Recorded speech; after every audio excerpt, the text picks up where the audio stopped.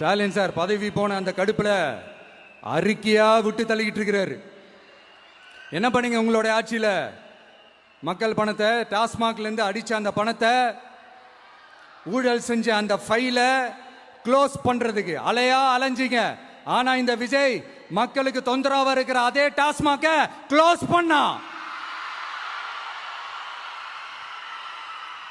விவசாயிகளோட அந்த கடனை தள்ளுபடி மேக்சிமம் இந்த 1 மந்த்ல என்ன செய்ய முடியுமோ அதை செஞ்சான்.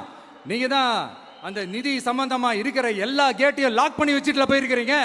அதை சரி செய்ய வேணாமா? அதை ஒழுங்குபடுத்த வேணாமா? அதனால மறுபடியும் சொல்றேன், இந்த விஜய் பொய் சொல்லி ஏமாத்துறதுக்காகலாம் அரசியலுக்கு வரல. உங்க கூடவே நிக்கிறதுக்காக மட்டும்தான் அரசியலுக்கு வந்திருக்கிறேன். அதுல எந்த மாற்று கருத்துமே கிடையாது. கவலையப்படாதீங்க விவசாய பெருமக்களே. அடுத்து இந்த சட்டம் ஒழுங்கு, அது சரியில்லை இது சரியில்லைன்னு சொல்லி திமுகவும் மற்றும் பலரும் மாறி மாறி கூவுறீங்க. நான் ஒண்ணு கேட்கிறேன், இந்த மாடல் அரசுன்னு சொல்றீங்களே, அதுல என்ன செஞ்சு வச்சுட்டு போயிருக்கீங்க? ஒரு ஊரு விடாம, ஒரு தெரு விடாம போதை பொருள் கலாச்சாரம் அப்படியே ஸ்ப்ரெட் ஆகி கொட்டி கிடக்குது. அது அப்பவே இனிஷியல் ஸ்டேஜ் அதை நீங்க கண்ட்ரோல் பண்ணிருந்தீங்கன்னா இத்தனை பெண்களை இழக்க வேண்டிய ஒரு சூழ்நிலை ஏற்பட்டிருக்குமா?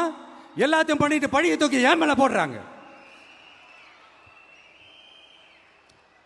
நீங்க என்ன பழி நம்ம மேல போட்டாலும் மக்கள் நிம்மதியா வாழக்கூடிய அந்த செயலை கண்டிப்பா இந்த விஜய் செஞ்சுதான் காட்டுவான். அதுக்காக தான் எஃபிஷியன்டான போலீஸ் ஆபீசர்ஸ் அப்பாயிண்ட் பண்ணியிருக்கிறேன். எஃபிஷியன்டான அந்த போலீஸ் ஆபீசர்ஸ் டீம் அப்பாயிண்ட் பண்ணியிருக்கிறேன்.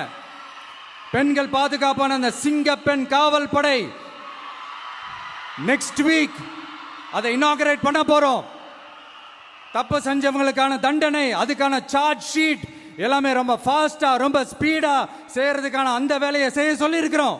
கோர்ட்ல கூட தப்பு செஞ்சவங்களுக்கான அந்த கடுமையான தண்டனை வாங்கி கொடுக்கறதுக்கான அந்த வேலையையும் ரொம்ப சீக்கிரமா செய்ய சொல்லி இருக்கிறோம்.